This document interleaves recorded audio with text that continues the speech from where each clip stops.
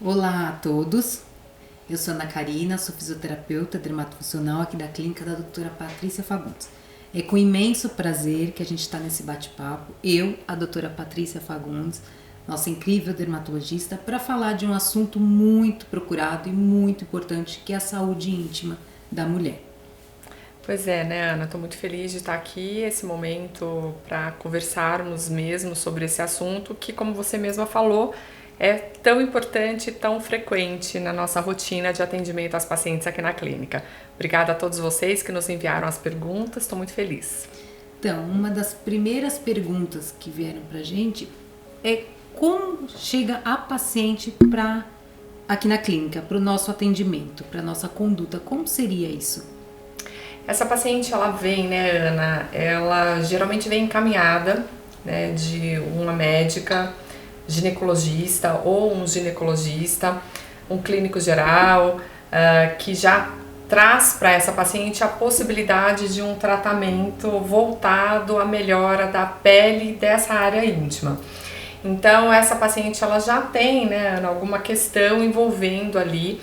Tanto funcional quanto estético, sim, né? Sim, com certeza. Então ela vem buscando uma resposta, um tratamento para alguma questão relacionada a essa área.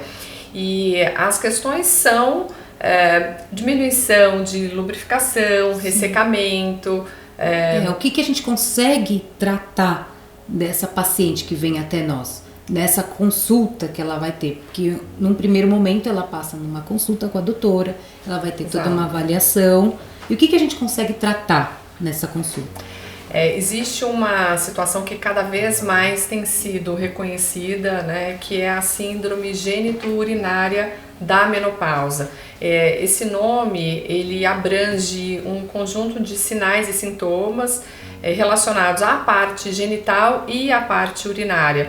Esses sintomas e sinais, eles fazem menção ao ressecamento que acontece na área íntima, né? E então essa mulher vai ter um desconforto na prática de atividade física, ela vai ter um desconforto na prática de relação sexual, ela vai ter eventualmente um escape de xixi, uma frequência aumentada de infecções urinárias, isso, né? Isso. E algumas vezes ela também apresenta a queixa de que perde a firmeza da pele nessa área íntima, que é aquilo que a gente comenta na questão funcional. Então essa mulher, ela vem apresentando queixas nesse sentido e que aí a gente pode então ajudá-la. Como é feito o procedimento, doutora? Foi uma outra pergunta que veio pra gente. Como é feito o procedimento após a consulta?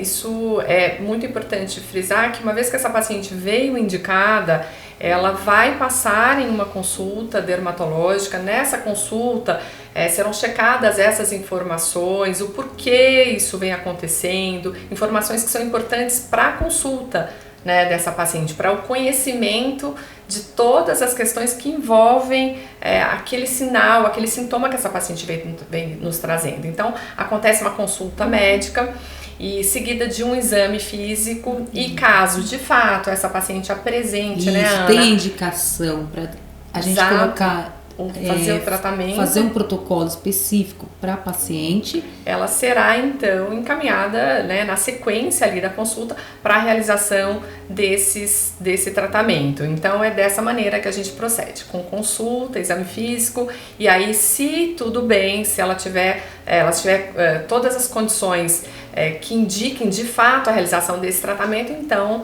será indicado e aí pode ser dado início ao tratamento.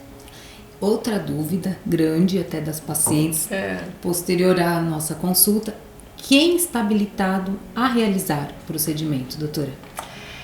De fato, como você colocou, a gente recebe essa pergunta com bastante frequência, né, das pacientes. E assim, a paciente passou em consulta médica, é fundamental que ela seja avaliada por um profissional médico, por uma dermatologista, por uma pessoa que tenha formação médica para a realização desse procedimento. Pode ser também, claro, um médico ginecologista. Agora, a realização do procedimento, uma vez que ela já passou em consulta médica, na avaliação, a realização do procedimento pode ser por um dermatologista, por uma fisioterapeuta, né, Ana? Sim, estando habilitado, tendo feito o treinamento, a gente tendo conhecimento do que a gente vai tratar, como vai tratar, sim, pode ser feito tranquilamente. Exatamente. Então é isso. Quem faz o procedimento é o profissional, né, a dermatologista, o ginecologista, a fisioterapeuta, desde que haja de fato conhecimento, treinamento, né, que essa pessoa tenha capacitação para a realização do procedimento, porque a gente sempre fala, né, Ana, é uma condição de saúde que merece de tratamento e mas principalmente... é um momento assim, de confiança, de troca do paciente com a gente, é um momento íntimo. Então, quem está habilitado a realizar o procedimento é uma pessoa que vai entender, sabe como conduzir nesse momento, né? Exato. E também uma outra dúvida, doutora, que veio pra gente é: o procedimento, ele é dolorido? Ele é desconfortável?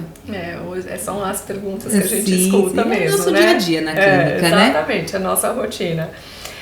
Esse não é um procedimento doloroso, né? As pacientes vêm de fato com essa pergunta, né? Às vezes elas mal chegam no consultório, estão ali comecinho de consulta, elas já falam, e dói, né? E como é? Porque é natural que tenha essa dúvida, né?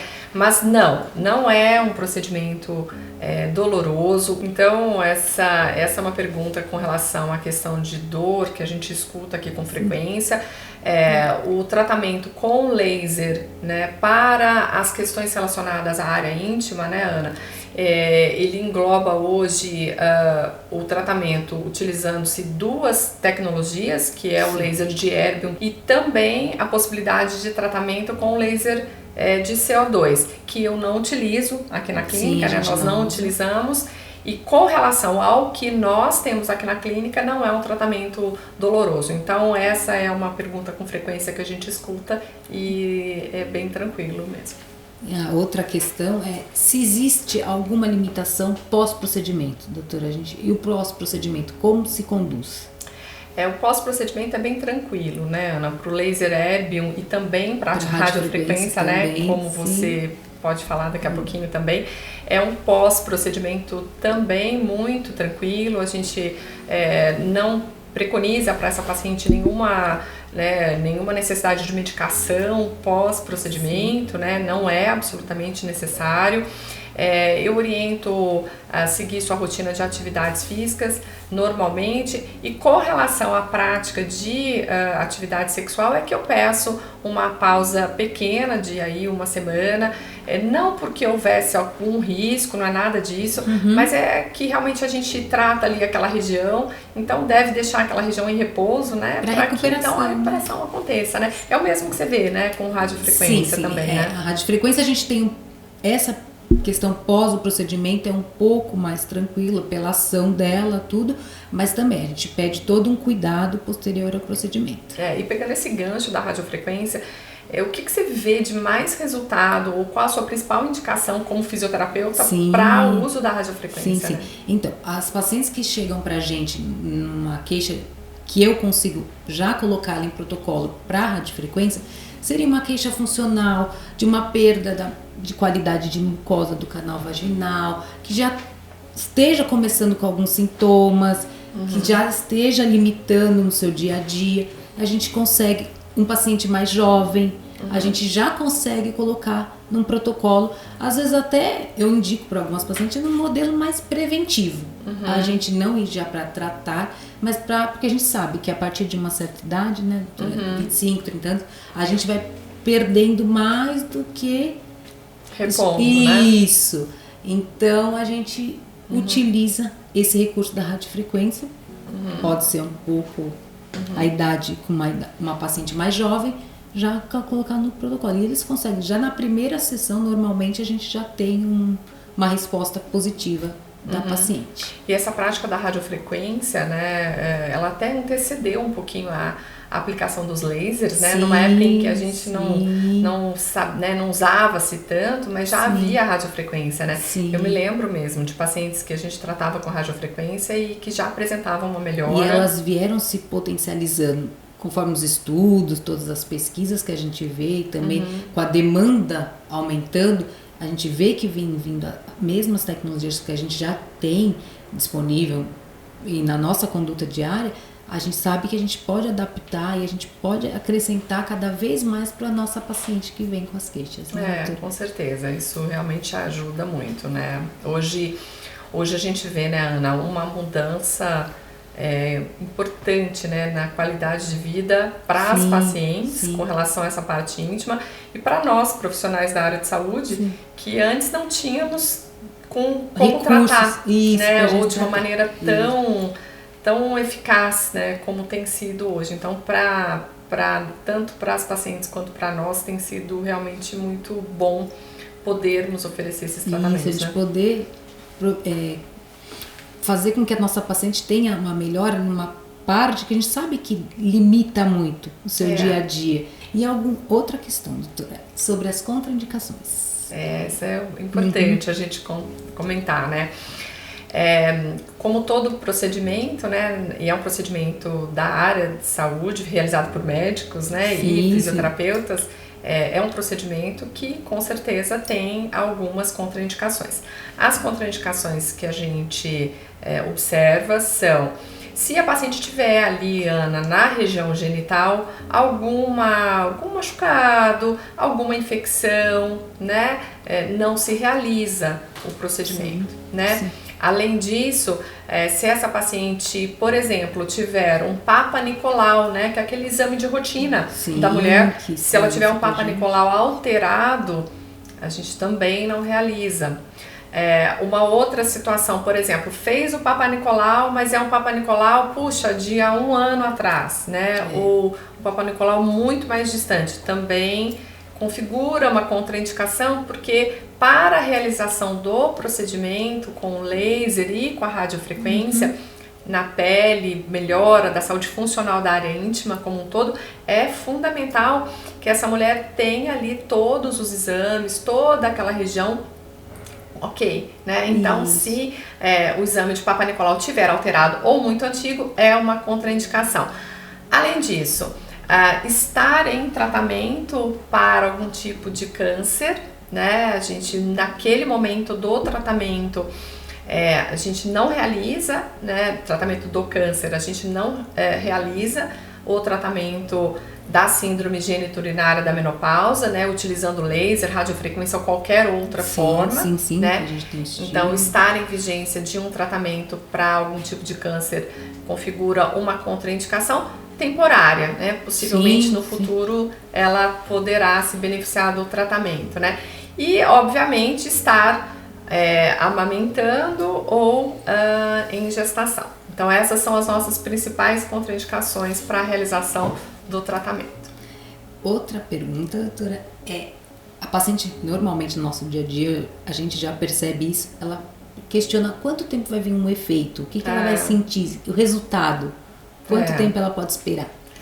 Olha, essa é uma resposta que ela começa depende de cada paciente, claro, né, uma resposta clássica, né, da área da saúde, porque no final a gente sabe que nós estamos lidando com indivíduos que têm suas peculiaridades, né, têm seus funcionamentos aí, então, quer dizer, cada corpo é um corpo, mas no geral, o que se observa, e aí é uma informação que vem dos estudos científicos, né, Ana, porque uma característica minha, uma característica nossa aqui da clínica, é de realmente tomar as nossas condutas. Conforme atualizações, a gente busca saber sobre os estudos mais recentes. Né? E com embasamento científico, né? Então, tem um embasamento científico, tem toda aquela propriedade, aquele conhecimento que foi ali gerado sem nenhum viés, sem nenhum interesse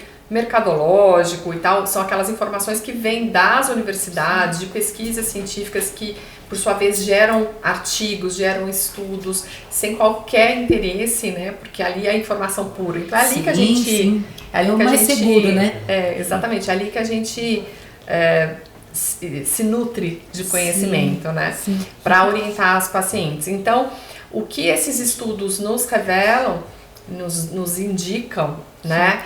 É que há uma melhora já perceptível na maioria dos pacientes por volta de 2 semanas de pós-procedimento. É claro que vai variar, depende de cada pessoa, tem pessoas que respondem mais rapidamente, já vejo, né, toda semana, e como tem pessoas, né, Ana, que vão demorar mais, né? Há pouco tempo, né, a gente teve uma paciente que ela voltou na consulta de controle, de retorno, que ela comentou, olha, agora eu vim, quer dizer, uma resposta um pouco mais tardia, mas que é o organismo, é o funcionamento.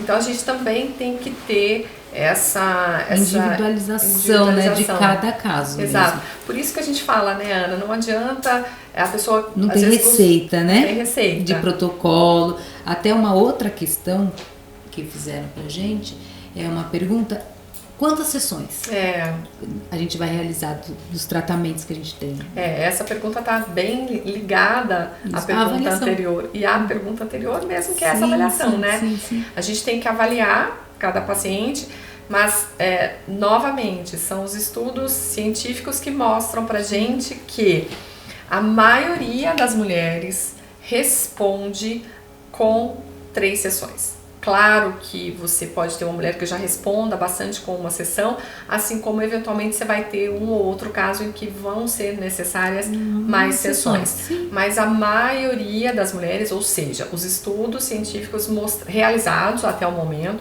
eles mostraram que a resposta ela acontece de maneira favorável com esse número de 3 sessões. Isso. Então é o que a gente recomenda, né, Ana? Que se façam 3 sessões numa abertura de tratamento. Então a paciente vem, tem a indicação, ela de fato passa em consulta, aquela indicação se confirma, então ela recebe a orientação para início do tratamento com 3 sessões. A gente vai acompanhar ela conforme cada sessão. Exato. Com o retorno do que ela vai falar pra gente, e assim a gente vai conduzindo todo o tratamento. Então, né? 3 sessões em princípio, e a gente segue após o término dessas 3 sessões, né, Ana, com a orientação para que essa paciente marque um retorno, uma reavaliação com 6 meses a 12 meses. Aí na radiofrequência, no Exis, a gente fala em 3 meses. Perfeito. Pra gente vir, né?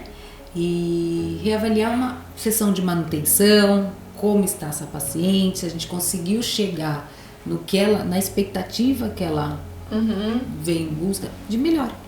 Com certeza. E o que você vê na sua prática diária de resposta das pacientes com relação à radiofrequência? Aos tratamentos, né? A demanda e a aceitação até de se colocar num protocolo, mesmo ou preventivo, ou até pra gente tratar, melhorar alguma queixa, é muito grande hoje. Muito maior do que antigamente, até por busca de informação, de conhecimento, elas veem que tem possibilidade. Então elas vêm do tratamento, a gente tem um retorno, assim, na minha experiência, incrível. É muito, eu fico assim, como profissional, muito contente de poder melhorar, de ter esse feedback da paciente pós-procedimento. Então, a conduta mesmo, ela vai se colocar no protocolo, a gente vai fazer as sessões e a gente vai sempre acompanhar para reavaliação, sessões de manutenção, e a adesão é muito grande. Que ótimo, é isso mesmo que a gente vê. Bom, foi ótimo, doutora. Eu tenho certeza que a gente conseguiu compartilhar o seu conhecimento e espero que a gente tenha ajudado muita gente, né? Eu que te agradeço, Ana, uma oportunidade incrível da gente trocar mais conhecimento entre a gente, trazendo informações para as pacientes. E vão acontecer outros encontros e que vocês fiquem com a gente. Tchau e até a próxima.